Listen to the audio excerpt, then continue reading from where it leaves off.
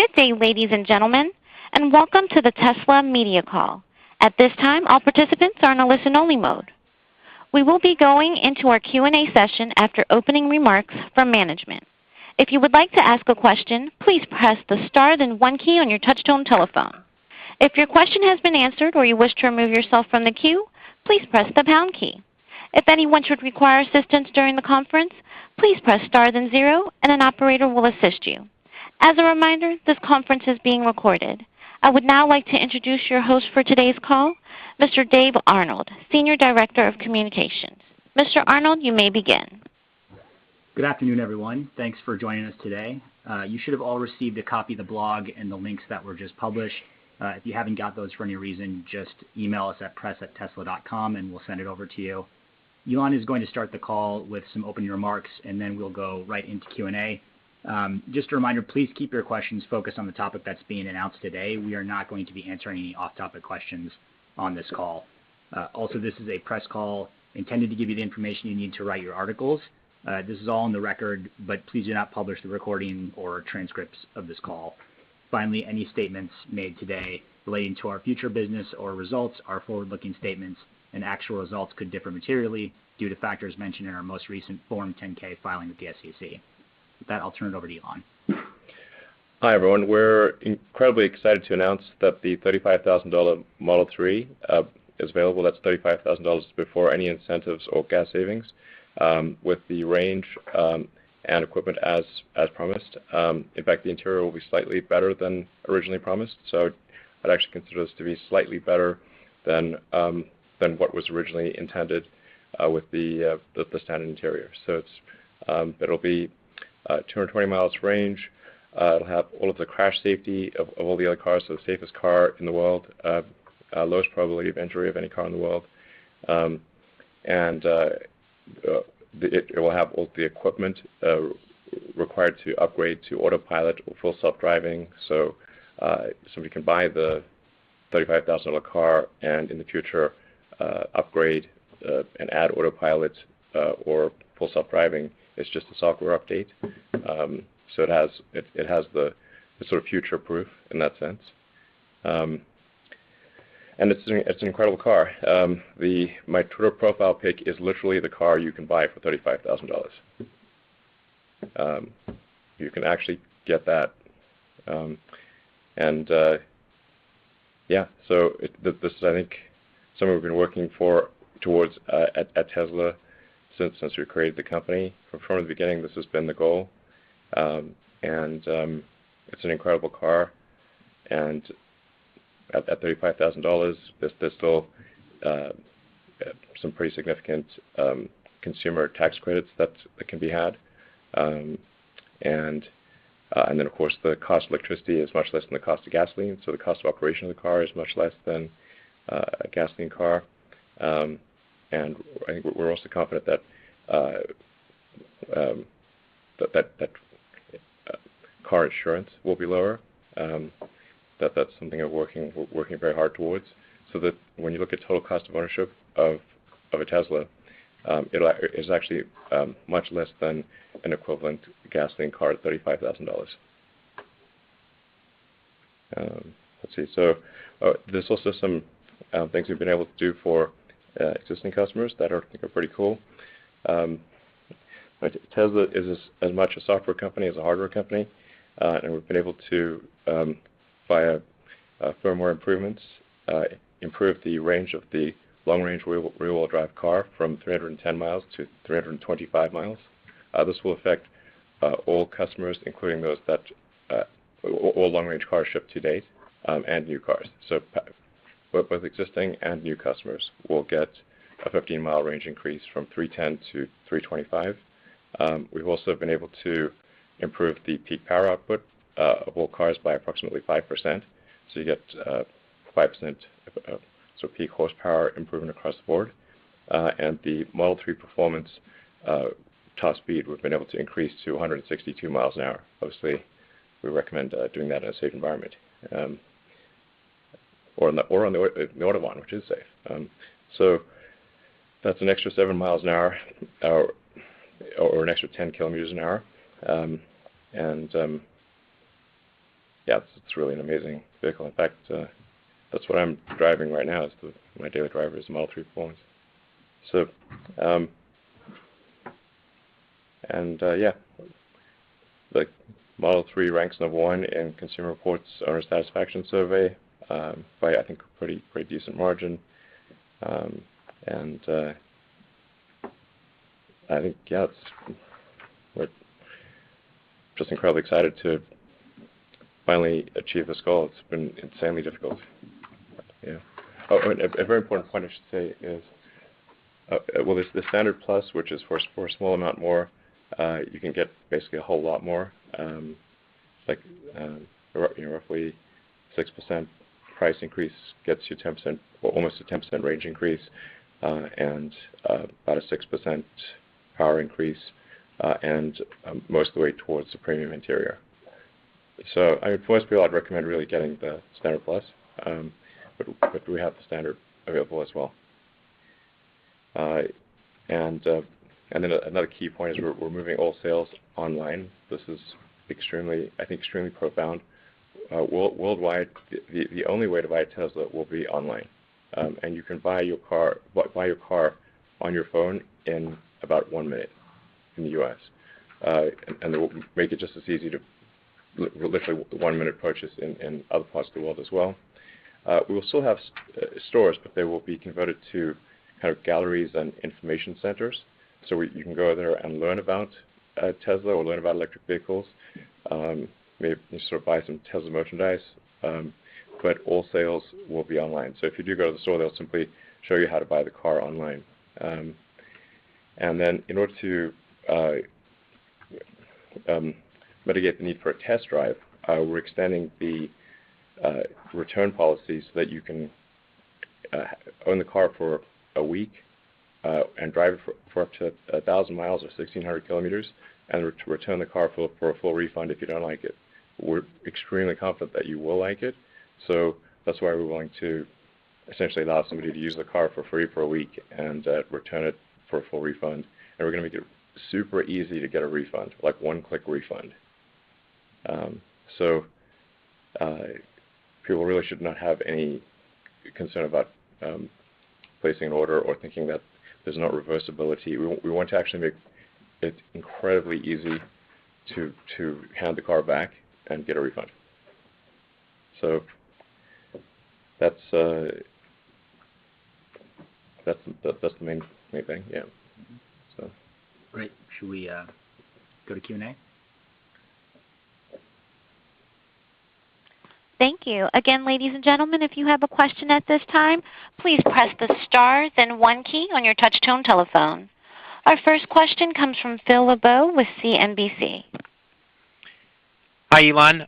Question for you regarding the pricing on the new vehicle. Do you guys have, I know you said that with the reservation backlog a while ago, a couple of conference calls ago, you guys said, look, we're not going to be discussing that. But the question here is, how much demand do you guys believe is out there relative to the reservation list that was initially there?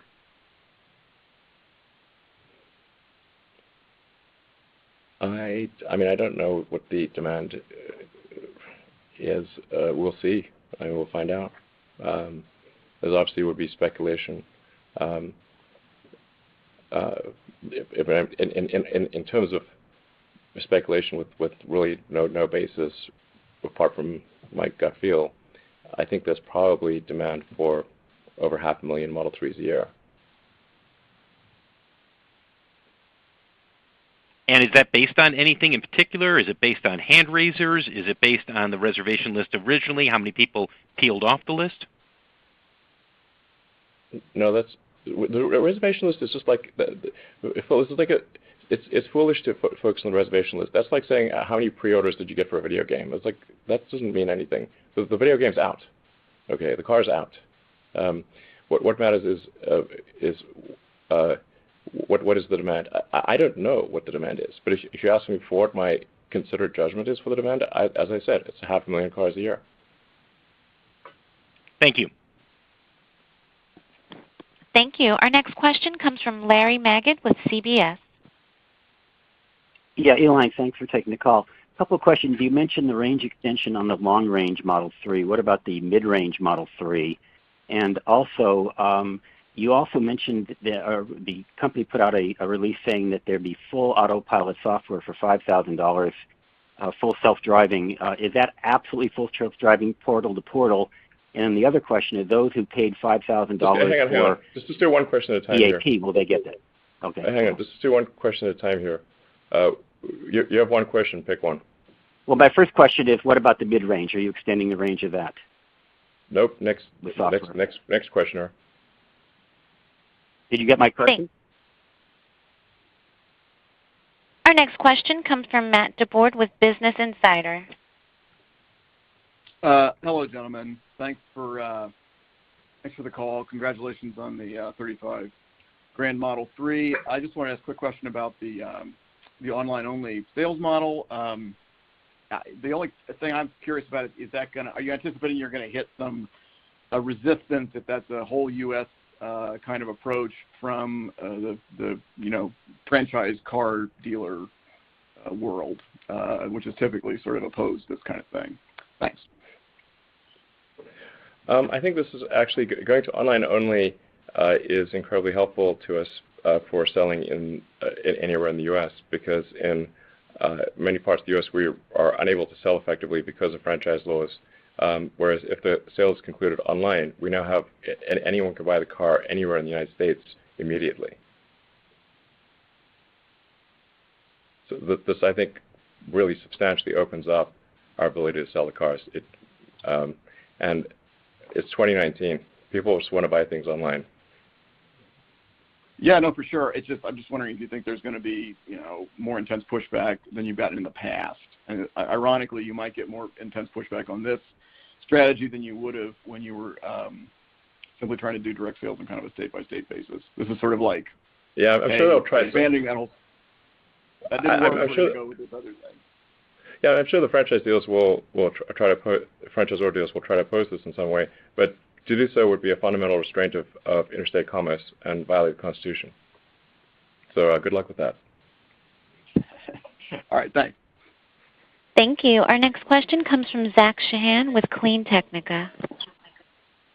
Hey, how's it going? I was just, first of all, interested and curious if you have any estimate on when this version will be available beyond the U.S.?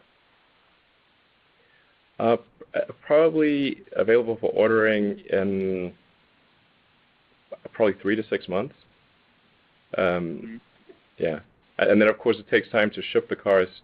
It takes like a month or two in some cases to transport the cars from California to the new owner in Asia or Europe. So, but something on the order of 3 to 6 months.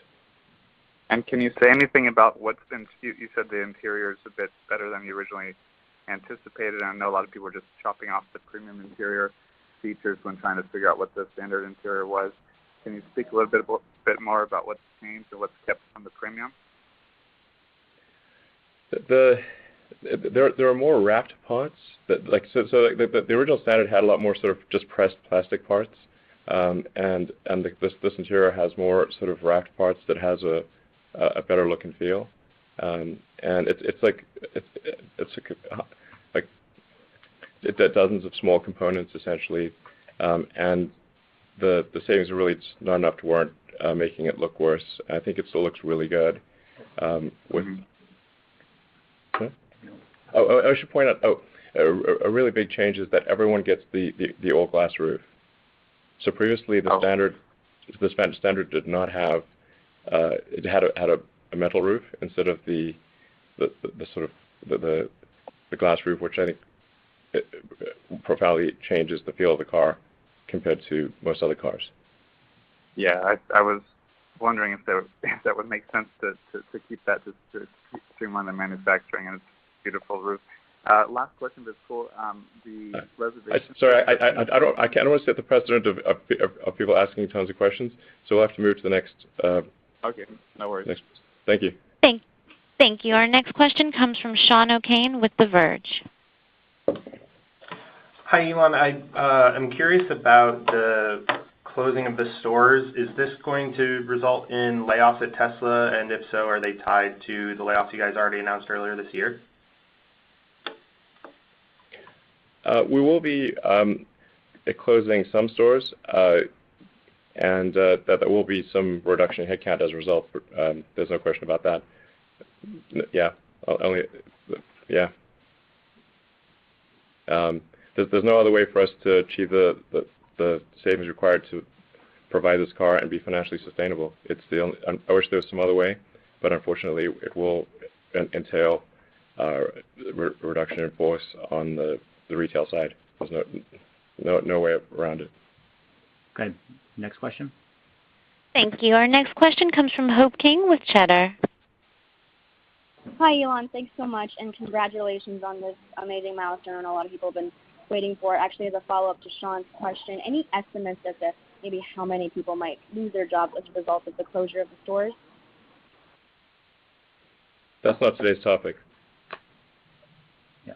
Next question. Next question. Thank you. Our next question comes from Olivia Redgard with the Daily Telegraph. Hi, Elon. Thanks for doing this. I just wondered on the price point issue, do you think this is the cheapest car you'll ever be selling, or do you predict that some future model might go cheaper, or this car might be sold for cheaper? I think this is the lowest we could possibly sell this car. We would need to do a significant redesign and build a new manufacturing system to have a lower cost car. So it's definitely not. It's excruciatingly difficult to make this car for $35,000 and still be financially sustainable. Hence the unfortunate need to reduce headcount. There's just no. I wish there was some other way to do it, but we can either. We're sort of in a binary choice of like provide the $35,000 car and have fewer people, or not provide the $35,000 car. Will there be future models that cost less? Yes, but they won't be soon. It would be at least 2 to 3 years, probably closer to 3 years. And what kind of price point would you be targeting with a lower price car? Not today's topic. Next question, please. Okay, Thank you. Our next question comes from Tom Randall with Bloomberg. Hi, Elon. Congrats on reaching this goal. You're pulling a lot of demand levers today. Obviously, this is going to open the car to a larger addressable market. Does this change your production plans at all compared to what you forecast in your earnings call and your recent tweets? Like, has there been a shift in production that allows you to open this in a larger addressable market? Well, in the earnings call, if you look at the range of numbers that were talked about, talked about basically a pretty wide range because it's very difficult to predict the future. We don't have a crystal ball. So I said 350 to 500,000 Model 3s is what I said in the earnings call, and then we would expect to make somewhere between 70 and 100,000 S's and X's. So the lower bound would be 350 plus 70, and then the upper bound would be 500 plus 100. Thank you. Our next question comes from Michael Korn with Quartz. Thanks. I was wondering what the biggest changes that were made to the car itself beyond reducing the battery size to hit this price point, and what were some of the cost savings that you achieved through the manufacturing or operations? I think we don't want to get too much into the weeds here. It's hellishly difficult to reduce the cost of the car. Well, the way I've described it to the company is really getting the cost. There were 10,000 first approximation, 10,000 unique parts and processes in making the car. So each one basically cost about $3.50 or thereabouts. And in order to make the car and still have enough left over for R&D and overhead and that kind of thing, we really need to be more like $3 on average for those 10,000 parts and processes. That means we need to figure out how to get on average 50 cents out of those 10,000. And so I called this a game of pennies. It's like a Game of Thrones, but pennies. Thank you. Our next question comes from Ben Sullins with Tesla Mnemonics. Hey guys, thanks so much and congratulations again. One thing that really sparked my interest here was the firmware update and how you were able to add range there. And I think that that's been one of the things we haven't talked a lot about. So I'm curious if you see other updates like this, possibly an app store or some other way to turn the cars themselves into more of a platform with other services you can add on top of it. Thank you.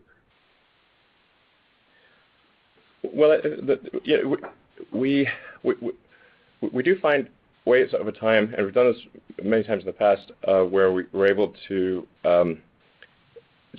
improve the efficiency, say, of the drive inverter or the motor, or we get a bit more comfortable with how much energy you can extract safely from the battery pack without causing it long-term harm.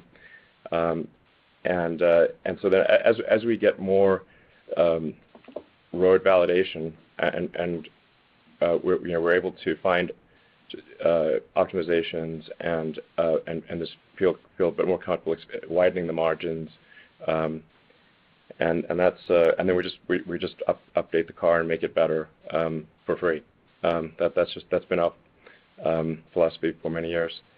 But we're not planning to make the car a sort of a big platform at this stage. I mean, maybe if we have like tens of millions of cars on the road at some point, then it would make sense to be a platform. But I think until you have sort of at least in the tens of millions, it's not realistically a platform, except in the sense that the car has all of what we believe to be all of the sensors necessary for full self-driving, and so those upgrades will occur automatically.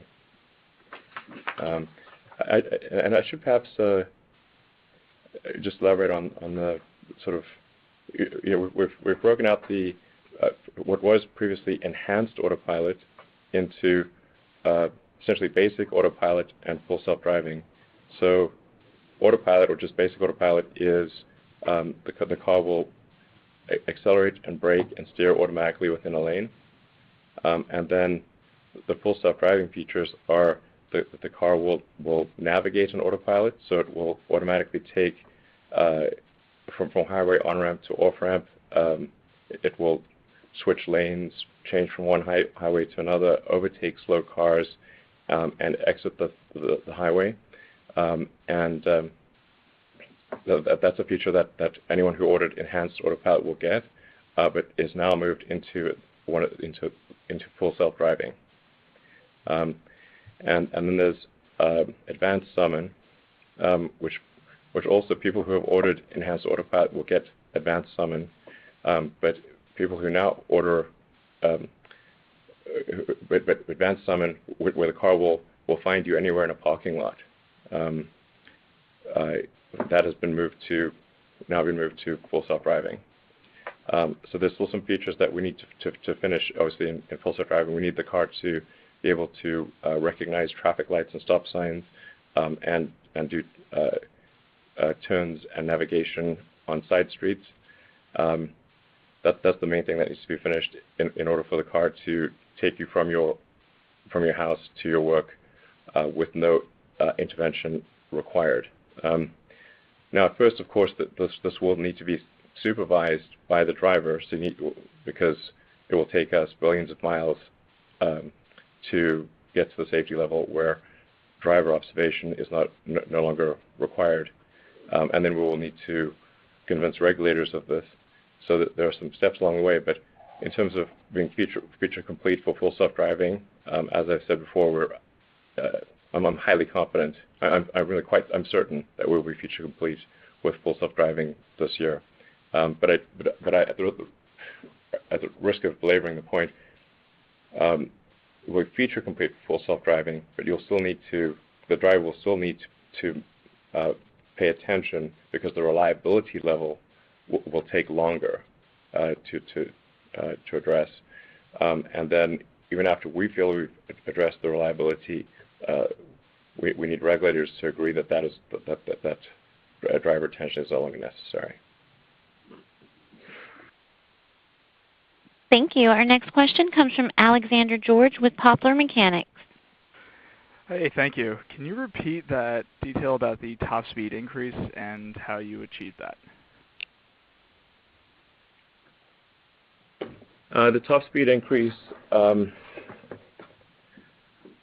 is essentially we electronically limited the Model 3 performance to 155 miles an hour. So it's that was not a physical limit, but an electronic limit. After a lot of testing, we now feel we can increase that limit to 100 by 10 kilometers an hour, or 7 miles an hour, and that just ends up being an RPM increase in the motors, so that the two motors just spin faster. I think they're going somewhere in the order of 19,000 RPM. Thank you. Our next question comes from Mike Lightke with Associated Press. Hi, thanks for taking my question. Elon, so with all this cost cutting, can you tell us whether you expect to make money here in the first quarter, for Tesla to continue to make money? Given that there was just a lot happening in Q1, and we're taking a lot of one-time charges, and there's a lot of challenges getting cars to China and Europe. We do not expect to be profitable in Q1, but we do think that profitability in Q2 is likely. Thank you. Our next question is from Kirsten Korosek with TechCrunch. Hi, Elon. Thanks for taking my question. I had a question about the full self-driving capability. Two parts. One, is it a problem that you're calling this full self-driving capability when you're still going to require the driver to take control or be paying attention? And then I was wondering if you could talk a little bit about what's coming maybe later this year, which is this looks like some of these capabilities rolling out to being in urban city streets, unlike highway. Yeah, I think we're very clear with the, when you buy the car, what is meant by full self-driving. It means it's feature complete, but feature complete requiring supervision, and then as we get more, we really need billions of miles, if not maybe 10 billion sort of miles, or on that order, collectively from the fleet. Then like I said, then in our opinion, probably at that point, supervision is not required, but that will still be up to regulators to agree. So we're just very clear like this. There's really three steps. There's being feature complete and full self-driving, but requiring supervision. Feature complete, but not requiring supervision, and feature complete, not requiring supervision, and regulators agree. Yeah. Thank you. Our next question comes from Dominic Gioni with Inside EVs. Hi there. This seems like hugely disruptive. So do you expect to open more service centers, and will that increase jobs, like to handle demand and deliver customers directly to deliver cars directly to customers? Oh yeah, that's a good point. We will actually be significantly increasing headcount in service technicians, and service is directly reporting to me at this point. But I really have as my top priority this year is making service amazing at Tesla. Thank you. Our next question comes from Sasha Lakash with Masabo. Hi, Sasha from Mashable, but hi, thanks for taking my question. I was wondering what was the significant. Sorry, I was wondering what's that? No, just kidding. Sorry. Oh, okay.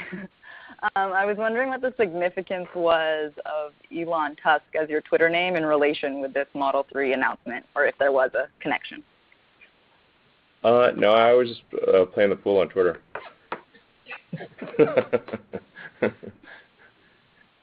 Thank you. Our next question comes from Paul Fossey with Clean Technica. Hi. I think this is going to hugely increase demand. And if you get a big backlog of orders, will the first day line waiters, will they still get priority on delivery, Oh, yeah. or is it just how Absolutely. fast you can, order your car? Oh, sorry, that's a good point. I should have clarified it. We are first making sure that anyone who placed a reservation early absolutely has priority. So any early reservation holders will absolutely get priority, as they should, for the $35,000 Model 3, for sure. Thank you. Our next question comes from Tim Higgins with the Wall Street Journal. Hi, thanks for having my question. Can you talk a little bit about your strategy to moving to online only and shutting stores? Was this a hard decision, or is this something that you had been thinking about doing long term for a while? It is a hard decision, but I think it's the right decision for the future. And I think ultimately this will be a very strong competitive strength of Tesla, because we do not have franchise dealers. So I think this will be a fundamental long-term competitive advantage of Tesla that maybe only a startup could replicate, but no one who has sold franchises could replicate. I think this is an extremely important strategic decision, and definitely the right one. Thank you. Our next question comes from Andrew Hawkins with The Verge. Yeah, hi. I had a question about the autopilot decision. In October, you said that you would stop offering full self-driving. Now it's back. Can you explain what's changed in that period of time? Well, I think we're closer to releasing full self-driving features. So we just weren't close enough, I thought, at that time, and it was creating too much confusion. But now, really, with the release on Navigate on Autopilot for highways, which is already released in the U.S. and parts of Europe and will soon go worldwide, and with the imminent release of Advanced Summon, and then the fact that I'm driving right now at the development version of Autopilot, and it works extremely well in terms of recognizing traffic lights and stop signs, and it is now starting to make turns effectively in complex urban environments. So I'm confident enough at this point to say to sell full self-driving, and yeah, I think it's looking really good. Like the features I'm talking about, I'm driving in development mode right now. Thank you. Our next question comes from Christian Prenzler with Teslarati. Hi, Elon. Thanks for taking the call. My question is surrounding kind of how these new lower option, low-cost cars kind of will fit into the production queue, and how you'll kind of fit that in with all the international orders and high-priced orders as well. Yeah, I mean, there's going to be a blend of vehicles in production. It's a mixture of high-priced and low-priced. I mean, we're really getting to the weeds to talk about exact percentages here, but there will obviously be a mixture of trims that are made. It's something that I forgot to mention is we're also we're also reducing the Model S and Model X prices. In transitioning to online only, it effectively reduces our costs by about 5%, maybe 6%, and so we've applied that to S and X as well as to Model 3. So the S and X is also more affordable. Thank you. Our next question comes from Chuck Tanner with Forbes. Good afternoon. What is Tesla's profit margin on each and every $35,000 Model 3 sold? Yeah. We're not going to answer questions like that. Next question. Thank you. Our next question comes from Eric Everts with Green Car Report. Hi. I was just wondering if somebody wanted to order a short-range base Model 3 this evening, how long do you expect that it would take at this point for them to get it? Well, the priority is for long-time reservation holders. So we first need to assess how many of the long-term reservation holders want the $35,000 car. So it really depends on that. When we've obviously this news has been embargoed until now, so we first need to assess how many of the reservation holders wish to buy that car. They will get priority, and then it will be new orders. But I should say that it is very likely that someone who orders will get the car in the U.S. by the end of June, let's say. In other words, before the next tax credit cliff. Thank you. And our final question comes from Gary Gaslou with Fox News. Elon, are the battery packs significantly reduced with cells, or is this more of a software restriction? And then also the autopilot and self-driving hardware, is this the final version, or might these require an update down the road? The standard range pack has significantly fewer cells. The long range pack has, well, on the order of 50% more cells, as the range suggests.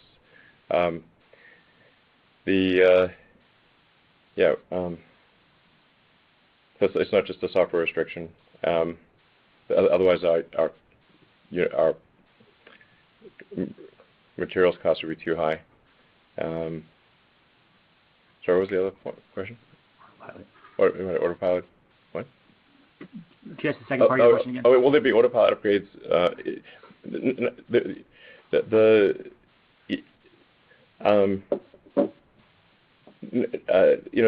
the only upgrade that's sort of happening kind of in real time is the hardware 3 autopilot computer. But this is essentially invisible to the user. The features don't require the hardware 3 autopilot. And